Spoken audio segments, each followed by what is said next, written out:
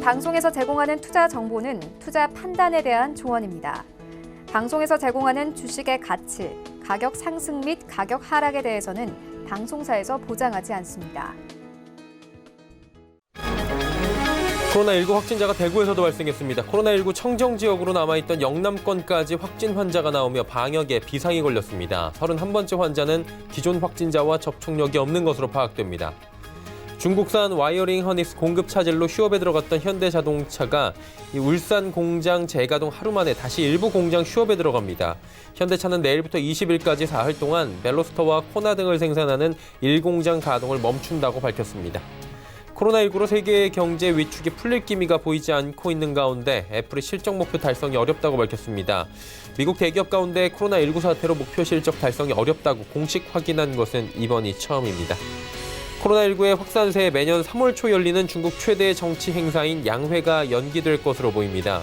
중국은 문화 대혁명 이후인 1978년부터 매년 양회를 개최하고 있는데 양회의 연기는 수십 년 만에 처음 있는 일입니다. 시청자 여러분 안녕하십니까. 오늘장 내일장 출발하도록 하겠습니다. 서정덕입니다. 조금 전에 전해드렸다시피 유례없는 양회 연기설이 지금 나오고 있는 상황입니다.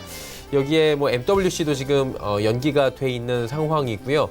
여기에 또 애플 같은 경우에는 실적 달성이 어렵다라고 이례적으로 밝혔습니다. 애플의 중국 공장 가동이 되지 않다 보니까 생산량을 맞추지 못하고 실적이 떨어지는 거는 지금 자명해 보이기 때문에 애플에서 먼저 이야기를 했는데 이 부분이 전기전자 반도체 업종에 미치는 영향이 꽤나 커 보입니다. 우리 시장 장 초반에 눈치 보기를 하고 있었습니다. 전일 대통령의 날로 휴장을 했던 미국 증시 그리고 유럽 증시가 올라오긴 했는데 미국 증시 휴장이어서 방향을 못 잡았지만 유럽 증시 같은 경우에는 면면을 살펴본다면 방어주들이 많이 올라왔습니다. 경기 방어주가 올라왔던 건 아직까지 증시에 대한 확신이 없다라고 해석하는 부분도 분명히 있는 것 같습니다. 그러다 보니 방향성을 못 잡던 증시가 애플의 이러한 소식에 지금 우하향하는 모습이고요. 급락세 여전히 이어지고 있습니다. 코스피가 2210선 아래까지 현재 내려와 있는 상황입니다. 일단 코로나19 31번째 확진자까지 나타났기 때문에 국내에서도 종식까지는 아직 시간이 좀 남지 않았나라는 얘기가 나오고 있습니다. 구체적으로 그리고 코로나19가 글로벌 경기에 악영향을 줄 것이다. 무디스를 통해서 또 이야기가 나오기도 했는데요. 하나하나 좀 점검을 해봐야 될 것 같습니다. 코스피부터 만나보도록 하죠. 보시면 2210선 아래에서 지금 움직입니다. 10선 지금 회복했다가 10선 아래로 빠졌다가 계속 움직이는 상황입니다. 하루간의 흐름 보시면 자, 2231부터 장 초반에는 분위기가 그렇게 나쁘진 않았습니다. 지금 방향성 탐색을 좀 하다가 갑작스럽게 밀려 내려왔고요. 아무래도 좀 애플발 악재가 어느 정도 시장에 자리매김합니다. 애플이 어느 정도 공장의 가동이나 실적을 맞춰야 우리나라 반도체 업종 자체에도 훈풍이 불어오는데 오늘 좀 악재로 크게 작용을 하는 모습이고요. 수급 주체 만나볼까요? 개인만 삽니다. 지금 어제 이어서 오늘도 개인만 삽니다. 기관 외국인 팔고요. 개인만 사고 있는 상황인데 수급 상황이 그렇게 좋진 않죠. 다음 보도록 하겠습니다. 삼성전자, SK하이닉스 전해드린 대로 많이 빠집니다. 삼성바이오로직스도 조정 나오고요. 네이버가 소폭 지금 하락 추세입니다. 다음 보도록 할까요? LG화학도 빠지고 현대차도 빠지고 셀트리온, 삼성SDA, 현대모비스까지 1위부터 10위 종목 가운데 오르는 종목 찾기가 힘듭니다. 다음 보도록 할까요? 삼성물산, LG생건, 포스코, SK텔레콤, 신한지주까지 5종목 모두 빠집니다. 지금 시총 1위부터 15위까지 종목들 모두 다 부진한 가운데 코스닥 시장은 어떨지 좀 살펴보도록 하겠습니다. 684.36 역시나 코스닥도 쉽진 않습니다. 자, 하루간의 흐름을 코스닥 정리해보면 비슷하죠. 그래프 모양이 장 초반에 눈치 보다가 급락 이후에 반등 안 나오고 있는 상황입니다. 수급 주체 보시면 그리고 서울 관악구에서 중국 다녀온 30대 남성이 사망했다라는 소식인데 최근에 이런 소식들이 많이 들려옵니다. 코로나19 검사 뒤에 관련 없음으로 나오는 경우가 있기 때문에 너무 지금 우려를 표하는 것보다는 좀 차분히 지켜보는 것도 필요할 것 같습니다. 다음 볼까요? 자, 보시면 시가총액 상위 종목들 셀트리온 헬스케어, 펄어비스 정도만 지금 버티는 상황이고요. 나머지 종목들은 조금씩 밀려 내려갑니다. 급락은 1위부터 5위까지 나타나지 않는데 전체적으로 분위기는 안 좋고요. 다음 보도록 할까요? KMW, 메디톡스, 파라다이스, 에코프로, BM, SK머티리얼즈까지 모두 다 하락합니다. 특히나 KMW 오늘 전기전자 부품 5G도 부품으로 분류가 될 수도 있기 때문에 이 업종들 전체적으로 어렵습니다. 자, 다음 볼까요? 원이가이패스, 휴젤, 솔브레인, SFA, 셀트리온 제약까지 5종목도 모두 다 현재 하락 패턴입니다. 다음 보도록 하죠. 환율입니다. 자, 환율은 상승합니다. 1188원 60전에 거래가 되면서 4원 70전이나 상승하고 있는 상황입니다. 금일본 방송에서 제공해드리는 정보는 투자 판단에 대한 조언일 뿐입니다. 해당 주식의 가치와 수익률 보장해드리지 않는다는 점 참고해 주시기 바랍니다. 자, 이 시각 특징주 바로 짚어드리도록 하겠습니다. 정보경 캐스터입니다. 네, 애플이 코로나19 때문에 실적 달성이 어려울 거라고 밝히면서 아시아 증시가 연쇄 타격을 입는 모습입니다. 국내에서는 신규 확진자가 나오면서 양시장 하락폭을 키워가고 있는데요. 이 시각 이슈 종목들은 어떤 게 있는지 지금부터 만나보시죠. 이 시각 종목 핫3, 한진칼, 시젠, 보성 파워텍이 올라와 있습니다. 오늘 가장 먼저 만나볼 종목은 시젠인데요. 시젠이 코로나19 진단 키트를 전 세계에 공급하게 됩니다. 이 같은 소식에 시젠이 현재 전날 대비 15% 넘게 올랐고요. 거래가는 35,300원입니다. 하루간의 등락폭도 확인해 보시죠. 오늘 종일 빨간불 켜주고 있습니다. 최저가 32,350원, 최고가 38,400원 사이에서 움직이고 있습니다. 대구에서 31번째 코로나 확진자가 발생하면서 한동안 잠잠해졌던 코로나19에 대한 시장의 관심이 뜨거워졌습니다. 일부 코로나 관련주들 급등하는 가운데 시젠이 코로나19 진단 시약을 전 세계에 공급하게 된다는 소식이 전해졌는데요. 지난 7일 유럽 인증에 이어서 10일 질병관리본부로부터 식약처의 긴급 사용 승인 사실을 통보받았습니다. 한국이 이번 코로나19 대응 모범 국가로 인식되고 있는 만큼 해당 제품이 해외 시장에서 큰 주목을 받을 것으로 기대됩니다. 다음 종목 만나보시죠. 한진칼은 사내이사 후보인 김치훈 씨의 사퇴 소식이 전해졌는데요. 현재는 전날 대비 1.75% 빠졌습니다. 47,700원에 거래 중입니다. 하루간의 등락폭도 확인해 보시죠. 오전장에 급락했던 주가가 현재는 낙폭을 조금 줄인 모습입니다. 조현아 전 대한항공 부사장과 KCGI, 반도건설 등 3자 연합의 한진칼 사내이사 후보로 추천된 김치훈 전 한국공항 상무가 후보 사퇴 의사를 밝혔습니다. 김 전 상무는 3자 연합의 주주 제안에 동의하지 않고 자신의 의도와 다르게 일이 진행되는 것에 유감을 표했는데요. 오히려 현 경영진을 지지한다는 입장까지 밝혔습니다. 한편 김 전 상무의 사퇴와 관련해서 조현아 전 부사장 진영에서는 건강상의 문제 때문이라는 해명을 내놓은 상태입니다. 오늘의 마지막 종목 만나보시죠. 전력산업 기자재 생산 전문업체인 보성파워텍이 오늘의 마지막 특징주로 올라와 있습니다. 보성파워텍이 현재 17% 넘게 급등했고요. 거래가는 2,330원입니다. 하루간의 흐름도 확인해 보시죠. 오늘 개장과 등시에 급등하는 모습이고요. 최고가는 2,435원입니다. 보성파워텍이 아랍에미리트가 한국이 수출한 바라카 원전 1호기의 운영 허가를 승인했다는 소식에 급등하고 있습니다. 앞서 아랍에미리트 원자력 규제청은 바라카 원전 1호기의 운영 허가를 승인했고 조만간 연료 장전에 들어갈 예정이라고 밝혔는데요. 이에 따라 바라카 원전 1호기는 이후 시운전을 거쳐서 상업 운전에 돌입하게 됩니다. 지금까지 이 시각 종목 핫3의 정보경이었습니다. 예, 특징주 살펴봤습니다. 바로 오늘의 이슈 정리해 보도록 하겠습니다. 펠리제 투자앤리서치 김민수 대표와 함께합니다. 대표님 안녕하세요. 네, 안녕하십니까. 코로나19가 좀 잠잠한가 했더니 여전한 것 같습니다. 확진자가 늘어나고 있는 상황인데 그러다 보니까 중국 글로벌 산업계 비상 걸렸습니다. 스타벅스 같은 경우에는 매장 절반가량이 문 닫아서 지금 타격을 제대로 받고 있다고 하는데 이게 어느 정도입니까?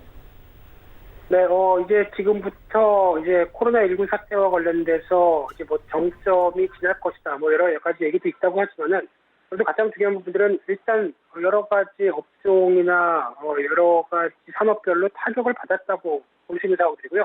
오늘 미국에서 또 애플이 어떤 1분기 같은 경우 예상했던 수준의 실적이 못 나올 것이다라고 밝히는 흐름들과 함께 또 하나 스타벅스 같은 경우도 그에 따른 영향이 나올 가능성이 높다라는 관점 쪽에서 지금 시장의 어떤 우려감들이 커진다고 봐야 될 것 같고요.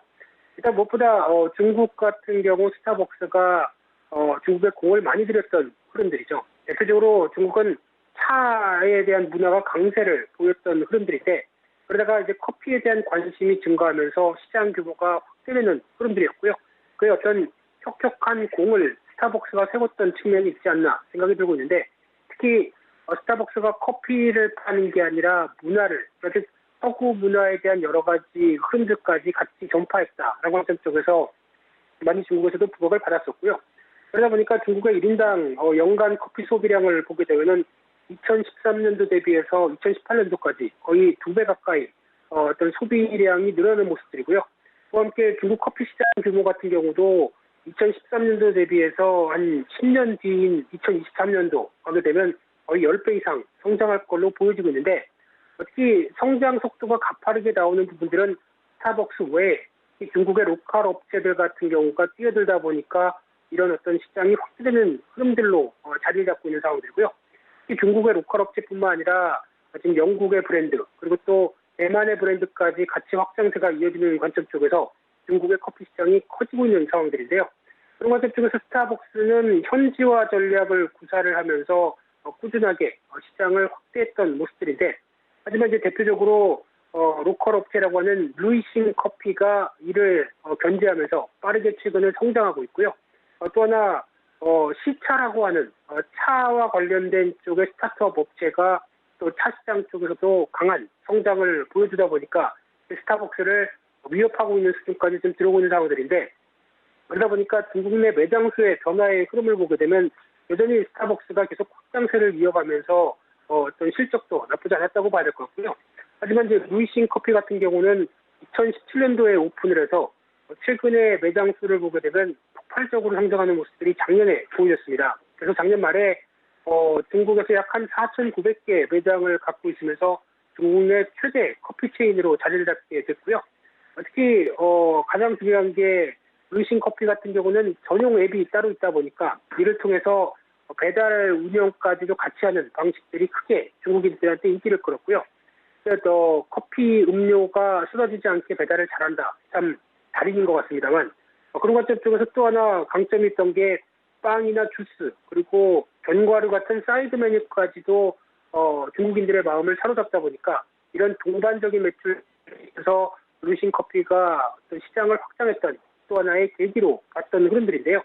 하지만 또 하나 이제 시차라든가 나이슈에차라고 하는 차 브랜드도 강하게 부각을 받고 있는데 이 크림 치즈 티라고 젊은 층에서는 인기가 많았다고 하는데요.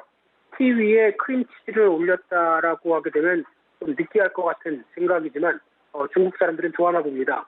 이와 함께 무설탕차 이런 쪽도 인기가 있다 보니까 특히 중국의 차 시장 규모는 지금 4천억 위안 정도로 추산되고 있는데 우리나라 돈으로 한 67조 원. 그러다 보니까 커피 시장에 아직까지는 2배 이상 큰 시장 규모인 쪽에서 이를 공략하면서 커피 쪽으로 돌아가는 중국인들의 마음을 이제 계속 돌리고 있는 현상이 나오고 있는데요. 하지만 스타벅스는 현지화 전략을 계속 강화하면서 이런 분위기를 계속 몰아가고 있다는 쪽으로 보여지고 있는데 대표적으로 저희도 잘 아는 스타벅스의 전략 중에 하나가 사이렌 오더죠. 중국어로는 페이콰이라고 얘기를 하고 있고요.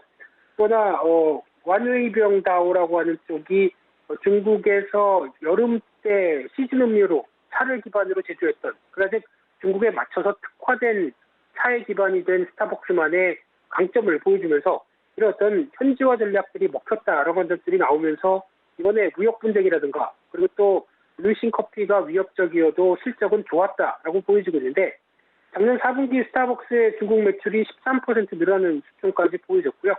올해 중국 시장 매출이 6%에서 8%, 글로벌 매출은 3%에서 4% 정도 늘어날 것으로 예측했는데 이 부분이 아무래도 적어도 상반기 중에는 달성하기가 좀 힘들 걸로 보여지고 있는 상황들이고요. 특히 무엇보다 이 코로나19 바이러스로 인해서 타격이 예상되는 또 대표적인 업체로 떠오르는 상황들인데 앵커님께서 얘기하셨듯이 이제 중국 내 절반의 매장이 일시적으로 폐쇄를 하다 보니까 4,292개 작년 말 기준으로 봤을 때 중에서 한 2,000개 가까이가 매장이 폐쇄되는 흐름들이 나오죠. 그러면 당연히 운영을 못하다 보니까 매출이 타격을 받는 흐름들인데 이 전체 매출 같은 경우 작년 4분기가 한 7억 달러가 넘는 모습들인데 이 중에서 중국 매출이 10%를 차지한다라고 하게 되면 그중에 또 반 정도다 보니까 바로 적어도 한 5%는 바로 분기 실적에 대한 영향권들이 들어올 수 있겠다라고 보여지고 있는 상황 쪽에서 또 하나 스타벅스의 약점으로 자리 잡는 게 스타벅스는 그래도 글로벌 거대한 업체다 보니까 다국적 기업인 만큼 스타벅스의 공급망이라든가 디자인 같은 경우도 중국에만 너무 특화돼서 치우칠 수도 없는 것도 하나의 한계죠. 그러다 보니까 이런 부분들도 중국의 발빠른 변화에 대처할 수 없는 부분들이 아무래도 영향을 끼칠 수 있겠다라는 관점이다 보니까 이에 따른 변화를 생각하게 되면 아무래도 지금 중국에서 벌어지고 있는 특히 소비 관련된 업종, 유통업종에 대한 타격들이 그대로 스타벅스에도 영향을 끼칠 수 있다라는 관점 쪽으로 해석하면서 실적 추이도 같이 확인할 필요가 있다라고 봐야 될 것 같습니다. 제가 중요한 얘기를 하는데 지금 새소리가 좀 들려오는 것 같기도 하고요. 어쨌든 간에 지금 뭐 긍정적인 부분은 삼성전자를 좀 들어야 될 것 같은 게 G 플립이 나왔는데 이번에는 위아래로 이게 조개형으로 접는다라고 했는데 이게 뭐 소위 대박인 것 같습니다. 완판 행진인데 수혜주들 움직임이 괜찮은 것 같아요. 기대해도 괜찮을까요? 계속해서? 네, 스마트폰 부품주가 또 어떤 IT 업계 한 축으로 강하게 부각을 받고 있는 현재 상황인데요. 일단 언택 행사 이후로 실제적으로 판매가 들어오는 흐름대로 봤었을 때 삼성전자 갤럭시 S20 그리고 갤럭시 Z 플립 모두 기대감이 높아지고 있는 상황들인데요. 대표적으로 삼성전자 갤럭시 S20 판매량의 전망치를 보게 되면 일단 전작에 비해서 훨씬 더 성공을 할 걸로 기대를 하는데 특히 무엇보다 지난 갤럭시 S8 정도 수준도 올라올 수 있겠다라는 관점 쪽에서 전망치가 상향되는 부분들 상당히 긍정적이고요.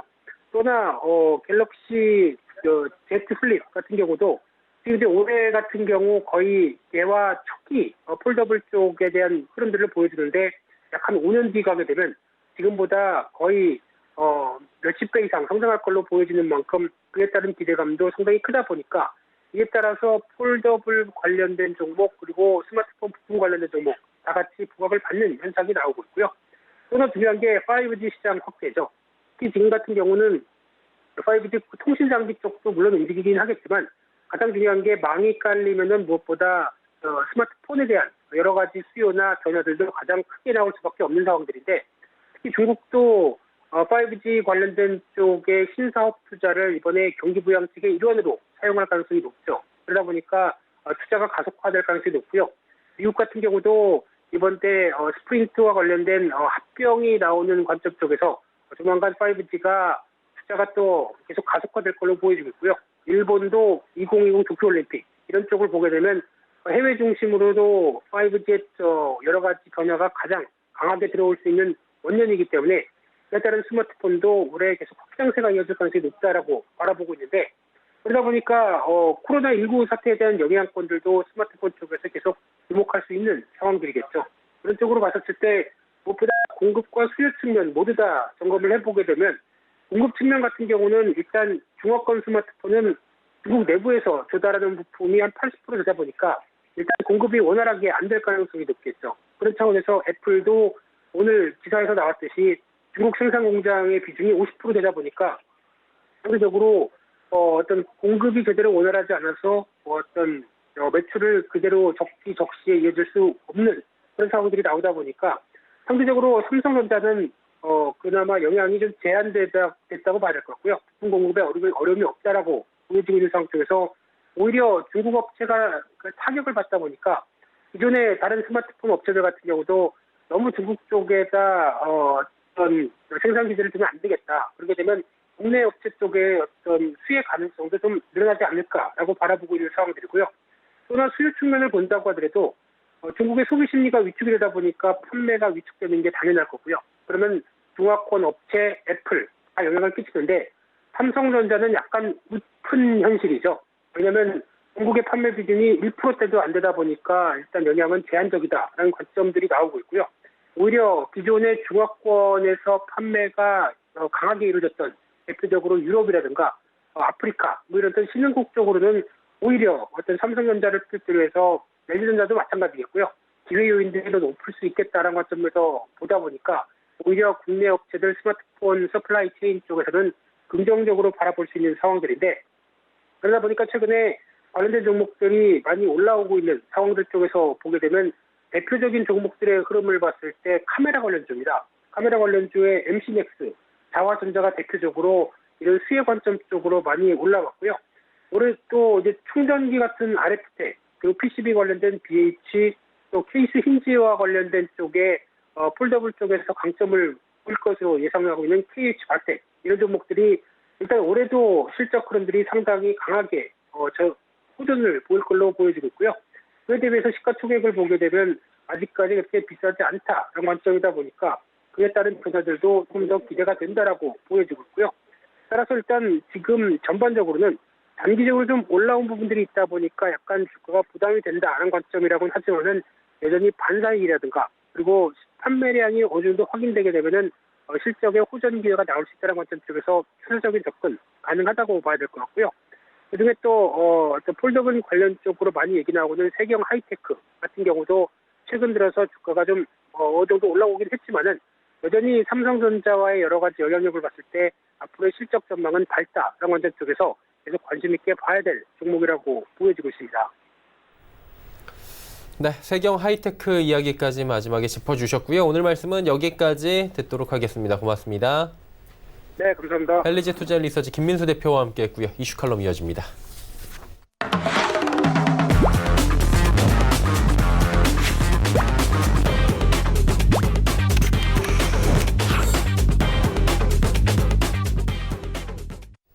GFM 투자연구소 이진호 소장과 이슈 칼럼 이어가도록 하겠습니다. 어서 오세요. 네, 안녕하세요.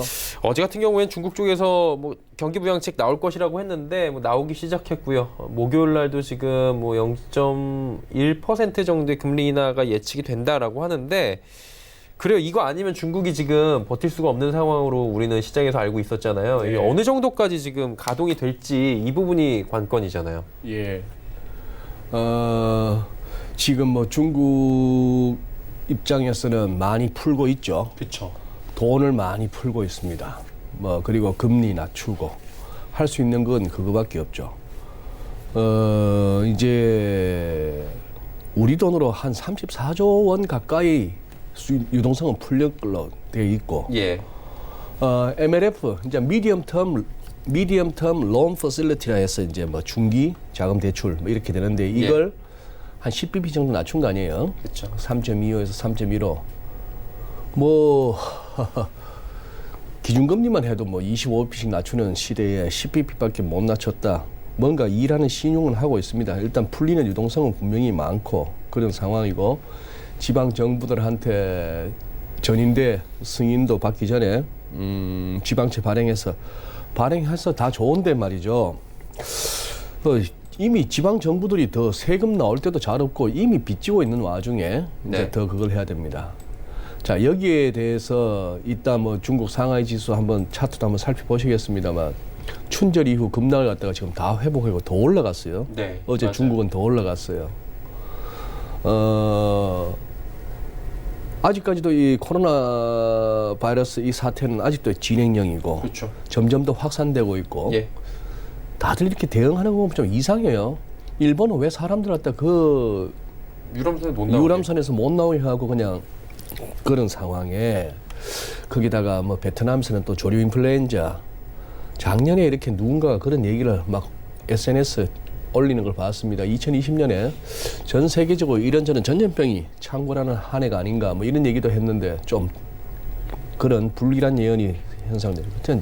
지금 시장의 반응인데요. 중국 시장 보고 있으면 이런 생각이 듭니다. 예. 뭔가 좀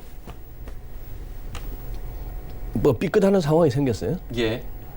차를 하다가 접촉 사고 났더니 해가지고 병원 갔더니만 의사가 MRI 한번 찍어보자입니다. 예. 그래 했어요. 했더니만 뭔가 좀 문제는 생겼어요. 근데 꽤나 비싼 비용이고 이래저래 했는데 한 돈 100만 원 들었는데 예. 그리고 2번 진단이 나왔어요. 한동안 출근하시기도 힘들겠습니다. 2번 하셔야겠습니다. 예. 근데 병실에서 좋아하고 있어요. 야, 그동안 실비보험 꼬박꼬박 들고 있었는데 이거 한번 타먹을 일 없다가 당장 오늘 나온 이 100만 원 중에 나 10만 원만 부담하면 되고 보험에서 90만 원 타먹게 되고 이어서 또 이제 몇 주를 갖다가 더 입원할지 몰라도 입원비하고 치료비 상당히 나올 텐데 그거 다 보험 적용된다거든 하면 막 좋아하고 있는 거예요. 이해되십니까, 시청자 여러분? 지금 이걸로 좋아하고 있습니다. 그래, 이 장이 좀 웃기는 거죠. 그러다가 그냥 애플 한마디 했다? 우르르. 당연히 못 맞추죠. 중국 뭐 우한 근방에 우한에서 한 300km 떨어져 있나요, 그 공장이 등등을 비롯해서 그런 상황에서 저는 아직도 중국 성장률이 뭐 작년보다 못해서 한 5%대로 아니 왜 아직도 성장한다고 보세요? 지금 벌써 1, 2월 갖다 이런 식으로 보내고 3, 4월도 어떻게 될지 모르는 와중에 어떻게 마이너스 성장을 생각을 못하는 겁니까? 다 멈춰선 상태에서 이 와중에도 어떻게 그 와중에 5%대의 성장을 뭐 6% 밑으로 내려와서 5%대, 4%대 좀 굉장히 뭔가 시장이 이 작금의 상황 하에서 상황 판단에 있어서 뭔가 조금 저는 납득이 안 가는 게 사실입니다. 그러다 보니까 지금 이거저거 다 연기돼요. 어쩔 수 없잖아요. 사람이 모이는 곳에서 지금 활동을 하지 말라라고 권고가 나오고 있는 상황인데 전인대가 일정이 늦춰질 것이다라는 예측은 별로 없었던 것 같아요, 사실. 이건 뭐 매년 해왔고 이걸 꼭 해야 되는 상황이잖아요. 사실. 이건 어떻게 봐야 돼요? 그래서 지금 약간 연기설이 돌죠. 예. 연기설이 돌고 적어도 뭐 각 지역 대표가 3,000명 이상 모이는 거 아닙니까? 그쵸. 그 한 공간에 예.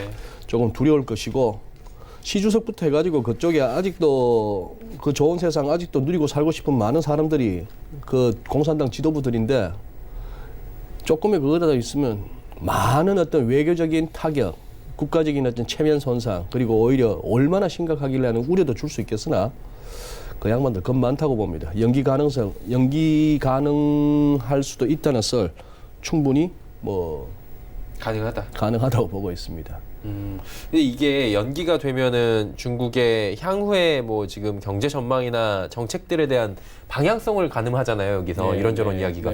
그게 이제 또다시 불확실성으로 나오지 않을까요? 이거 어떻게 봐야 돼요? 또 하나의 불확실성이 되겠죠. 연기된 적이 없으니까 가보지 않은 길이니까 그러니까요. 이거 어떻게 봐야 될지 좀 시장에서 가늠자가 없는 것 가늠자가 같더라고요. 없는 거죠. 그리고 이제 뭐 시장도 춘절 이전만큼만 중국도 딱 회복하고 나서는 그 다음은 모르겠다는 상황이죠. 일단은 뭐 어제 급등 이후에 좀 숨고르기에 들어가는 상황인데 그리고 이제 시주석을 향한 책임론은 이 정도면 나와야 되는 거 아닙니까?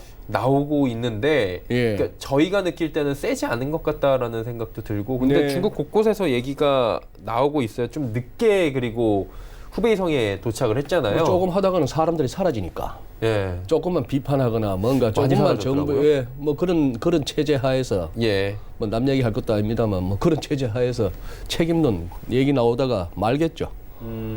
더 그거 하겠습니까만 어쨌거나 이번에는 중국이 경제 규모상으로는 G2라고 이렇게 자칭하는지는 모르겠습니다만 굉장히 사회적으로 문화적으로 그리고 국가 체계가 굉장히 후진적이다 하는 것 갖다가 이번에 적나라하게 보여주고 있는 중이라고 판단합니다. 이게 책임론이 그러니까 소위 말해서 천안문 사태의 이제 비견이 될 정도로 커질 수 있다라고 하잖아요.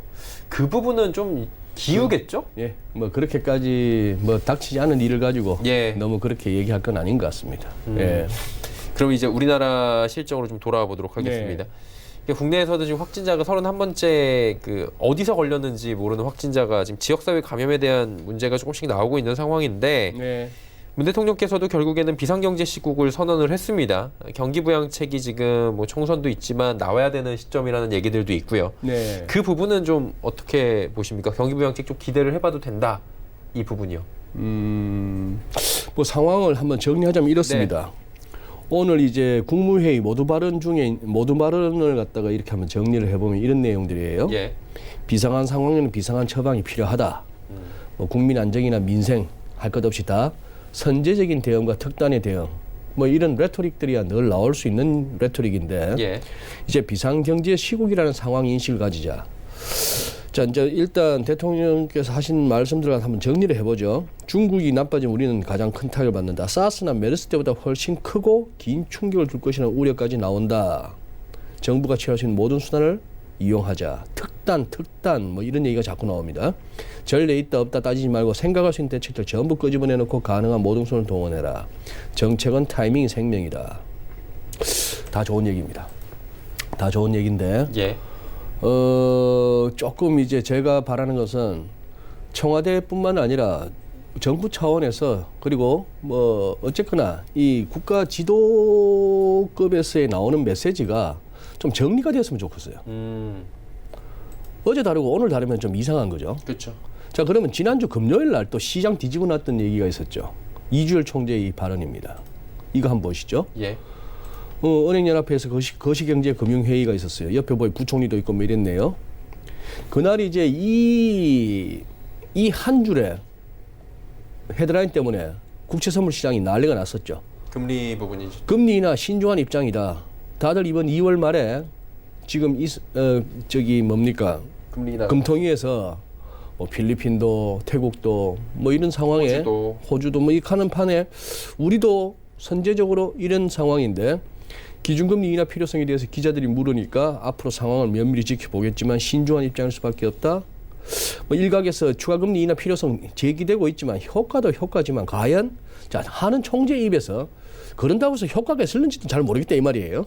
효과도 효과지만 그에 따른 부작용 또한 있기 때문에 뭐 부동산이라든지 여러 가지 생각할 수 있는 신중히 판단할 필요가 있다.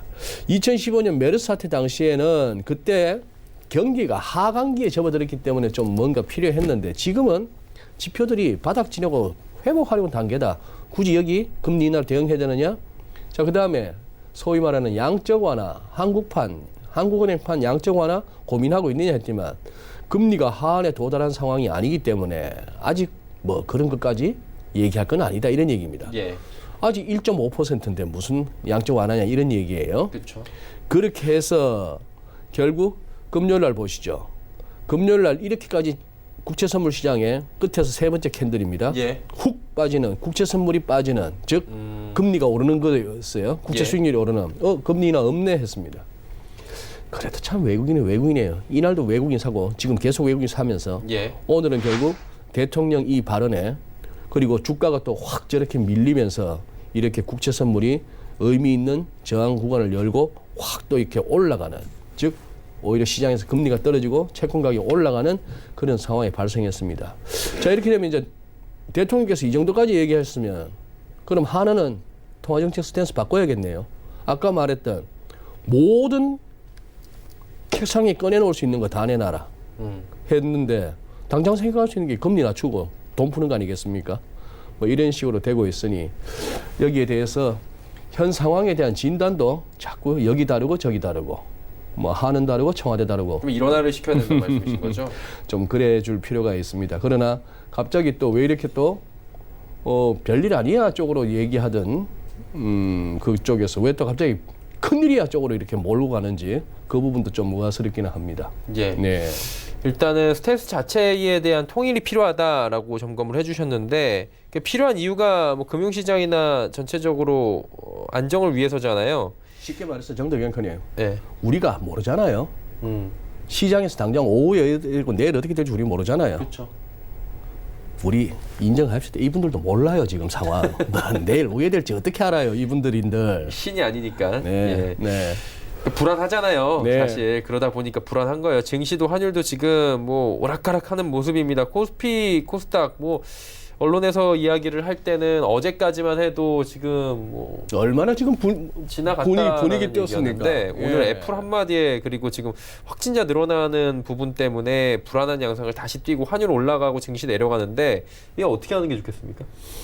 이번에 이 사태를 이렇게 지나오면서 시장 반응을 보면서 제가 놀랐던 것은 어쩜 이렇게 낙관적일 수 있는가 하는 그런 생각을 해봤고요. 예. 상황 전혀 달라진 거 없고 아직까지 어떻게 전개될 것인가에 대한 불확실성도 제거되지 않은 상태에서 예. 시장이 내다보고 있는 거는 그 다음까지 상황 끝나고 나면은 경기는 돌아설 거고 가보지도 못한 거기에 대해서 V자형 반등이 나올 것이고 거기다가 뭐 모건 스탠리, JP 모건 할 것 없이 지금 펌프질 막 하고 있습니다. 예. 그다음에 테슬라 외에 전기차 관련주 막 사라 하면서 우리 딱 하면 우리나라에서 나올 수 있는 종목들 있잖아요. 뭐. 예. LG화학, SDI 무슨 뭐 일진 이런 것들이 쭉 그런 애들이 모건 스탠리나 JP 모건 같은 친구들이 월가애들까지도 보고서에 언급을 해가면서 펌프질을 하고 있어요. 자, 오늘 제가 여기서 드리고 싶었던, 시청자 여러분께 드리고 싶었던 말씀은 놓칠 수도 있습니다. 큰 장이 설 수도 있는데 세상이 바뀌었을 수도 있고요. 주식이 위험자산이 아니고 안전자산으로 됐을지도 모르겠습니다. 많은 유튜브들이 요즘 강조하듯이 세상 바뀌었어요. 옛날 캐캐묵은 무슨 그런 얘기하는 경기가 뭐 사이클이 있고 순환이 있고 호황이 있으면 불황이 있고 이런 거 따지는 사람 아직도 꿀뚝 여기서 못 벗어난 사람들 얘기 듣지 마세요. 세상은 5G, 6G로 가고 있어요. 다 좋은데. 자, 이거 한번 보시죠. 세상이 어떻게 바뀌었는가 하면은 S&P 500의 월간 차트에 이렇게 해서 큰 파동만 하더라도 하나, 둘, 세 개. 엘리어트 파동에서 말하는 1파, 2파, 3파, 4파, 5파, 1, 3, 5파가 다 나왔다 싶을 정도까지 왔고 지난 1월 달에는 엄청나게 긴 윗꼬리가 달렸으면은 예. 그리고 이 정도의 극단적인 과매수에 이렇게 쉬지 않고 올라왔으면 빠져주는 게 예의죠. 우리가 익숙한 시장의 속성인데 그렇죠. 이걸 다 잡아먹는 지난달에 그 음봉 높이를 다 잡아먹는 양봉이 나오고 있는 이 시장에서 이제 저 같은 사람은 캐캐묵은 논리를 들이대는 사람이 되는 거죠. 테슬라 주가도 이렇게 윗꼬리가 이렇게 달렸더라면은 그 다음에는 하락이 맞는데 아직도 버티는 모습입니다. 그러게요. 자, 애플은 이렇게 날아가고 있습니다. 죄송합니다. 주간 차트 아니고 월간 차트입니다. 죄송합니다. 예. 월간 차트가 이렇게 날아가고 있어요. 와. 이러는 와중에도 지난 주말에 들리는 얘기는 미국에서 들리는 얘기는 뭐 정확하게 내용은 잘 모르겠는데 어쨌거나 개인들이 주식 투자하면 세금에서 혜택 주겠다는 그런 뉴스가 들립니다. 제가 트럼프 대통령은 저기만 정조준하는 것 같아요. 제가 왜 이렇게 전달하는 게 내용이 불분명하죠? 그쪽 발표가 불분명합니다. 디테일하게 어떤 식으로 세제 혜택을 주었고 뭐 그건 없는데 대충 얘기는 뭐냐 하면은 여러분들 K401 그 연금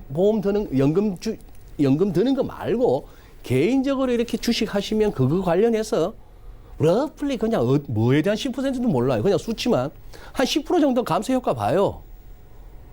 한 9월쯤에 공개해 드릴게. 9월이 언젠데 딱 돼서. 이런 뉴스가 나오는 상황입니다. 자, 이 캐캐묵은 논리에서 이론에서 못 빠져나오는 저의 한번 시장 해석을 들어보시죠. 이렇게 달려가는 장에 예. 이렇게 달려가는 장에 또 부양책이 필요해요. 미국 재정은 더 나빠지고 있는 와중에 여기다 또 감세를 해요. 왜 이럴까요? 애플 일간 차트 싹 보니까 불 꺼져가네요. 힘 딸리네요. 예. 힘 딸리니까 뭔가가 더 해줘야 되는 겁니다. 9월까지 팔지 말고 기다려봐. 그런데 팀 쿡은 이미 2월 달에 얘기했거든요. 예. 우리 분명한 임팩트가 있다. 이 코로나 바이러스. 있다 했고 어제 나왔던 얘기가 우리 실적 전망 못 맞추겠다. 시장에서 거래량 쭉쭉 빠지는 거 보세요. 이런 상황이었던 겁니다. 자, 상하이 지수 보세요. 춘절 연휴 끝에 8점 몇 프로에서 쿵 하고 나서 그게 다였습니다. 예. 쫙쫙쫙쫙 올라와요. 쫙쫙쫙쫙 해서 다 회복했습니다. 아, 저게 가능하네요. 아무 중국 경제에 아무 문제 없었고 중국 기업들의 실적에 아무 문제 없고 그러면 그 논리 중국 시장 열어야 되잖아. 시장 열어야 되니까 요새 위안화도 강세되는 거 봐. 어? 전 세계에서 막 중국 장 열리니까 월가에 난다 긴다 하는 애들 이 친구들 중국 들어가면은 땅 짓고 햄치기야. 물반 고기 반이야. 여기 지금 들어가니까 위안도 뭐 달러가 강세인 와중에도 위안 약세 안 가고 예. 저렇게 지수도 막 확확 올라가는 거 아니야. 좋은 얘기인데 우리 코스피 살짝 그때 2277도 갔습니다만 우리에게 있어서는 이 2250이 굉장히 너무 세요. 버겁다 하는 예. 걸 아직도 확인할 수 있죠. 예, 그런 상황이고 환율 바깥에 지금 달러 인덱스는 99를 갖다 올라선 와중에 예. 유로 달러 환율은 1.08대까지 1.11, 1.12에서 놀던 유로 달러가 1.08대까지 와 있는 와중에 우리는 아직 이러고 있는 중입니다. 이러고 있는 중인데 이게 빠질 장으로 보이세요? 이 그림이 빠질 장으로 보이십니까? 저는 그렇게 안 보입니다. 저는 그렇게 안 보입니다. 왜냐?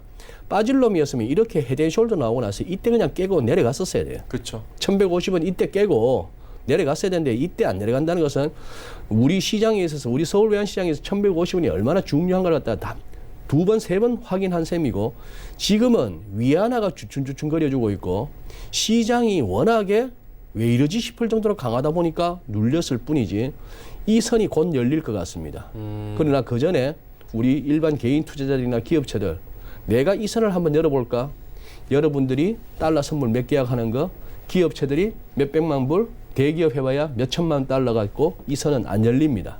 이 선이 열리는 상황이 오겠죠.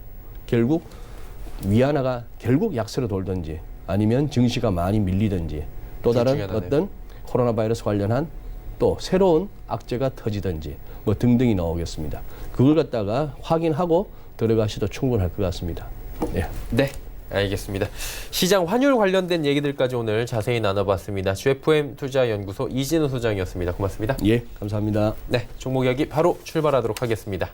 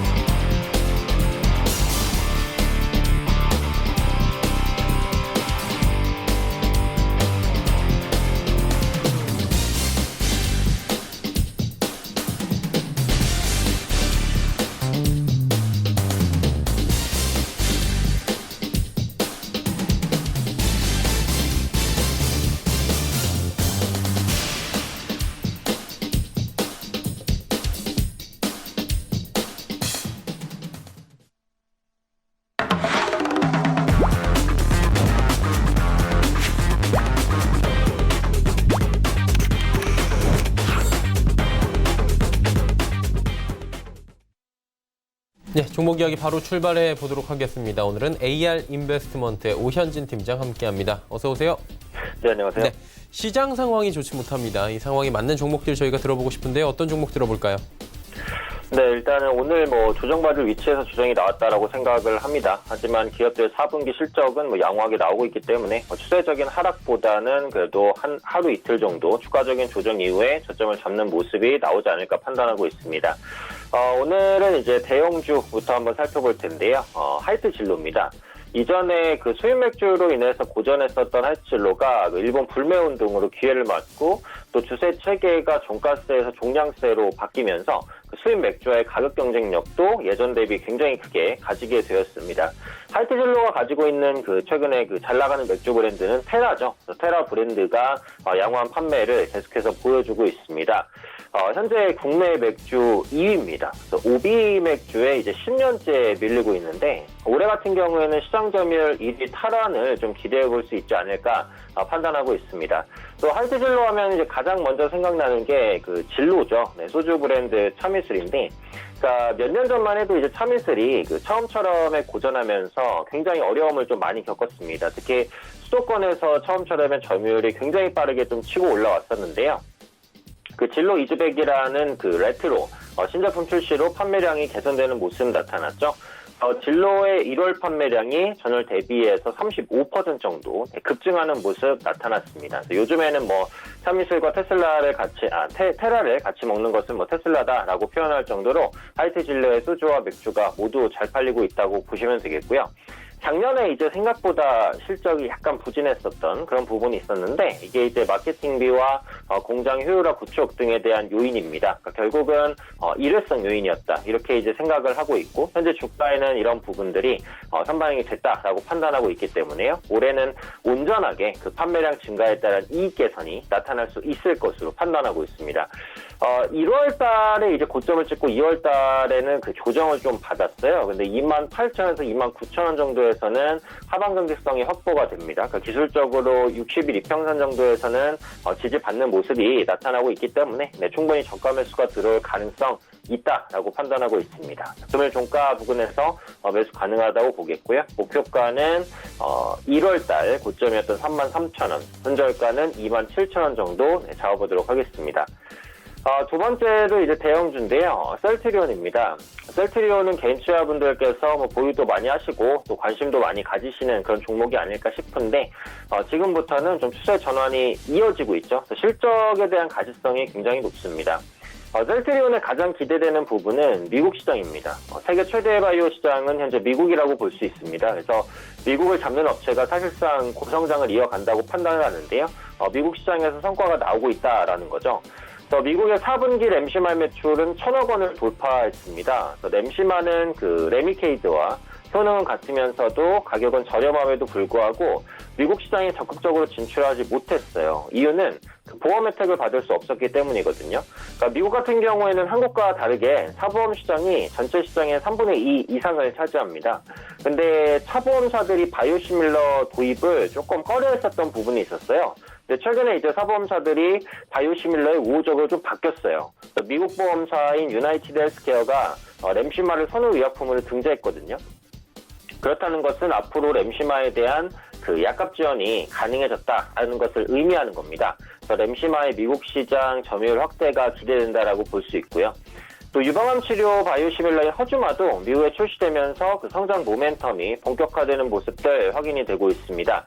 삼성바이오 에피스를 이제 자회사로 든 삼성바이오 로직스도 최근에 주가가 상당히 좋았잖아요. 그런데 셀트리온은 상대적으로 부진했기 때문에 이런 부분들이 조금 키 맞추기가 나오지 않을까 이렇게 생각을 하고 있고 지금 제약바이오주들이 다른 섹터 대비해서 많이 못 올랐습니다. 작년 같은 경우 임상 성과가 기대됐었던 제약바이오주들이 별로 좋은 결과를 못 내놨어요. 그래서 그러면서 전체적으로 저평가가 됐는데 상대적으로 이제 신약 개발 성공 가능성이 높은 바이오 시밀러 업체가 부각받을 수 있다는 기대감도 있습니다. 끝으로 이제 셀트리온 3사의 합병 기대감이라고 볼 수 있죠. 합병을 만약에 하게 되면 일감 몰아주기 규제로부터 좀 자유로워진다는 말이죠.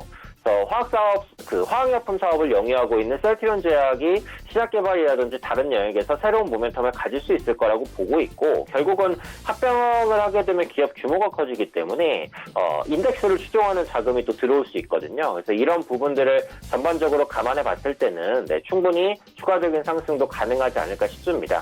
지금 기술적으로 단기, 장기 이평선을 모두 돌려냈습니다. 정고점 돌파를 시도 중인 상황이기 때문에 충분히 추가적으로 수급률 기대해 볼 수 있다고 보고 있습니다. 금일 종가 부근에서 매수 가능하다고 보겠고요. 목표가는 21만 원, 손절가는 17만 5천 원 정도로 잡도록 하겠습니다. 마지막 세 번째 종목은 이스트 소프트입니다. 이스트 소프트는 이제 보안 관련주인데요. 제가 보안 관련주를 말씀드릴 때 4차 산업 얘기를 많이 해드렸어요. 4차 산업은 새로운 시대가 오는 것이 아니라 기존에 우리가 알고 있었던 기술들이 유기적으로 연결되는 것이다. 그래서 이 유기적으로 연결되는 연결고리에 문제가 발생했을 때 피해가 커지기 때문에 보안 업체의 가치가 상승할 수 있다라는 관점에서 말씀을 드렸고요. 또 데이터 산법이 통과가 됐잖아요. 그래서 비식별 정보를 활용한 연구개발이 활성화가 기대가 됩니다. 데이터 산법이 통과되면서 시장에서 가장 우려한 게 개인정보 유출이에요. 지금도 개인정보 유출 문제가 심각한데 데이터 산법으로 개인정보를 이용할 수 있게 되면 유출 문제가 더 확대될 수도 있겠죠. 이런 부분들이 보안주의 가치를 끌어올릴 것으로 보여지고 있습니다. 그리고 최근에 악성 안드로이드 앱 설치를 유도하는 모바일 악성 코드 공격이 좀 증가를 하고 있어요. 그러니까 예전에는 PC에만 백신을 깔았지만 요즘에는 스마트폰에도 다 백신을 깔죠. 그래서 이스트 소프트가 공급하고 있는 알약 M이라는 어플리케이션이 누적 다운로드 1,400만 명을 돌파를 했습니다. 그래서 요즘에는 모바일도 그 PC 이상으로 악성 코드나 바이러스 공격이 많죠. 그래서 모바일 백신이 스마트폰에 필수로 자리 잡은 지가 오래됐다라는 부분이고요. 끝으로 이제 자회사 성장 모멘텀도 있습니다. 자회사는 줌 인터넷이죠. 줌 인터넷의 검색 전환 추이가 매년 견조하게 상승하고 있습니다. 작년에 인터넷 광고 시장은 그 오프라인 광고 시장과 다르게 전년비 또 10% 이상 견조한 성장세를 보였기 때문에 이 줌 인터넷의 광고 수익 역시도 올해는 더 개선될 수 있을 것이다라고 보고 있습니다. 특히 이제 이트소프트 같은 경우에는 또 수급이 또 상당히 좋다라고 볼 수 있을 것 같고, 현재 위치에서는 시장에 대한 영향을 다른 종목보다는 조금 덜 받는다라는 생각은 들어요. 그래서 그런 관점에서 시장이 좀 흔들리더라도 상승할 수 있는 종목이 아닐까 싶습니다. 그래서 매수가는 금일 종가로 보겠고요. 목표가는 7,600원, 손절가 6,800원 잡아보도록 하겠습니다. 네, 이스트소프트까지 말씀해 주셨고요. 지난 시간에 5G 관련 주죠. RFHIC 단기 접근해봤는데 결과 어땠습니까? 네, RFHIC 말씀드린 이후에 수급 많이 들어오면서 상승을 했습니다. 이전에 말씀드렸던 목표가가 이제 35,000원이었기 때문에 35,000원을 터치한 다음에 차익 실현 매물이 나오는 그런 모습들이 나타나고 있습니다. 사실 이제 T모바일과 스프린트 합병 소식이 이제 5G 장비주의 강세로 연결이 됐어요. 근데 이게 뭐 단기 모멘텀은 아니에요. 충분히 장기적으로 보셔도 괜찮지만, 주가라는 게 이제 상승하게 되면 하락하고 조정이 나와야 또 상승을 보입니다. 그래서 5G 관련주는 현 시점에서는 조금 더 쉬었다가 다시 올라갈 가능성이 높습니다. 그래서 목표가 터치로 차익 실현 이후에 좀 종목을 교체하는 관점으로 말씀드리도록 하겠고요. 오늘 말씀드릴 단기 종목은 마지막에 언급드린 이스트소프트입니다. 수급적인 부분이 굉장히 좋아요. 기관과 외국인이 작년 9월부터 시작해서 최근까지도 순매수를 이어가고 있습니다. 기관 외국인이 순매수를 한다는 것은 개인만 판다라는 거거든요. 쉽게 말해서 개인이 물량을 뺏기고 있다, 이렇게 봐도 될 것 같아요. 이스트소프트 같은 경우 앞서 언급드린 대로 이제 시장에 대한 영향을 조금 덜 받으면서 갈 수 있는 종목이라고 생각하니까요. 눈여겨보시면 좋을 것 같습니다. 전략적으로 앞서 말씀드린 대로 목표가 7,600원, 손절가 6,800원, 네, 가격 전략만 유지해서 대응하시면 되겠다 말씀드리겠습니다. 네, 이스트소프트까지 이야기 나눠봤고요. 오늘 말씀은 여기까지 듣도록 하겠습니다. 고맙습니다. 네, 감사합니다. 네, AR 인베스트먼트 오현진 팀장과 함께했고요. 내일의 종목 330 바로 이어집니다.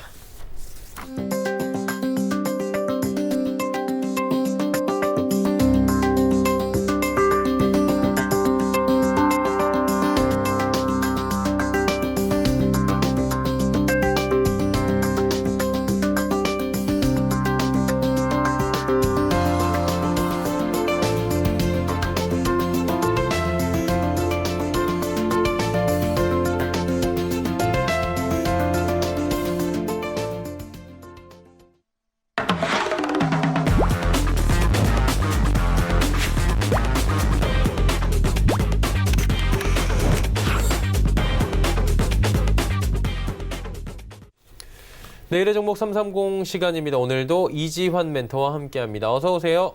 안녕하세요. 네, 오늘 주제부터 바로 살펴보도록 하죠. SK이노베이션 2차 전지 조기 패소 판결 영향 말씀해 주시는데, ITC 쪽에서 지금 이례적으로 조기 패소 판결을 전해왔습니다. 이와 관련해서 어제 시장이 좀 들썩거렸는데 관련해서 좀 들어보도록 하죠.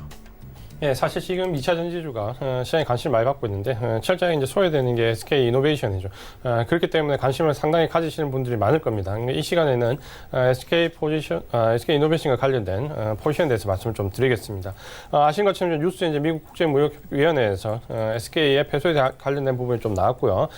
증거 훼손에 관한 부분이 타당성이 좀 인정이 됐습니다. 이 말이 어려운데 쉽게 말씀드리면 이제 10월에 최종 이제 확정 판결이 나오는데 여기서 SK 이노베이션이 패소할 확률이 높다, 이렇게 좀 받아들이면 될 것 같고요.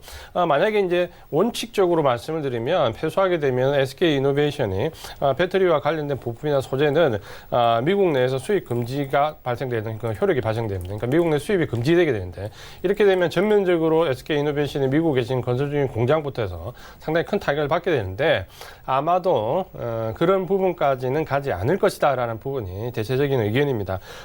가장 이제 큰 부분을 보면 현재 이제 미국의 배터리 공장과 관련해서 미국의 일단 행정부 쪽에서 거부권을 행사할 가능성이 상당히 높습니다. 왜냐하면 지금 현재 SK이노베이션이 트럼프 정부 이후에 들어와서 굉장히 공격적으로 지금 배터리 공장을 미국 쪽에 건설을 하고 있기 때문에 이전에도 이런 경우에는 행정부에서 거부권을 행사한 사례가 있습니다.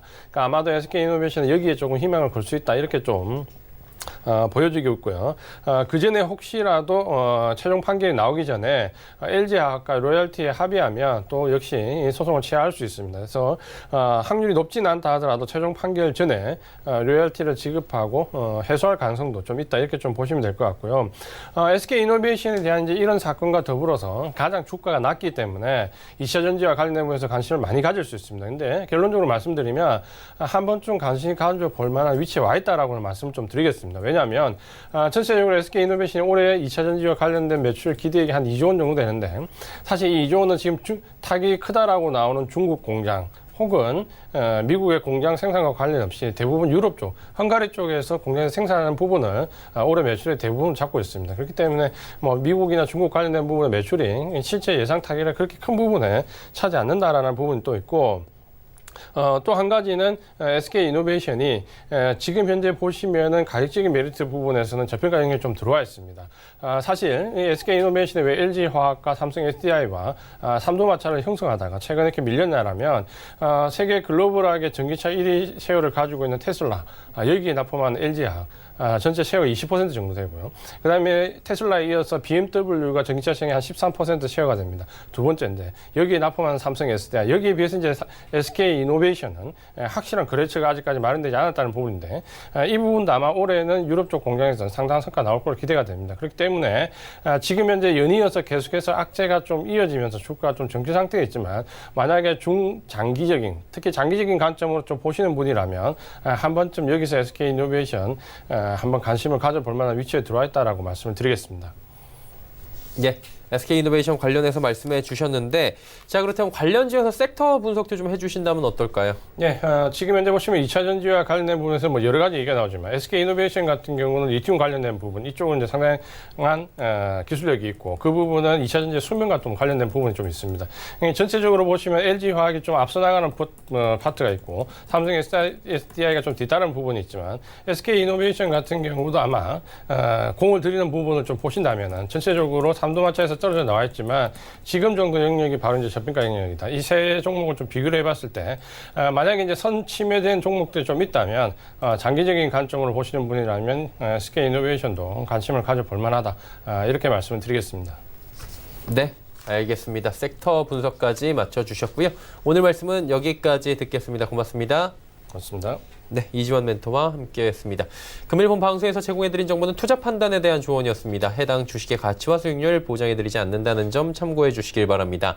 저희가 준비한 소식은 여기까지입니다. 잠시 뒤에는 마감 임박 60분의 승부 오늘도 바로 이어집니다. 채널 고정해 주시길 바랍니다. 고맙습니다.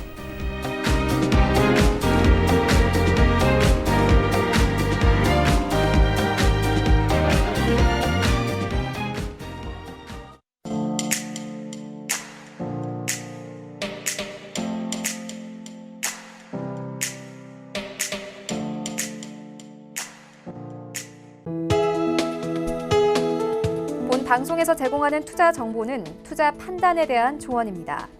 방송에서 제공하는 주식의 가치, 가격 상승 및 가격 하락에 대해서는 방송사에서 보장하지 않습니다.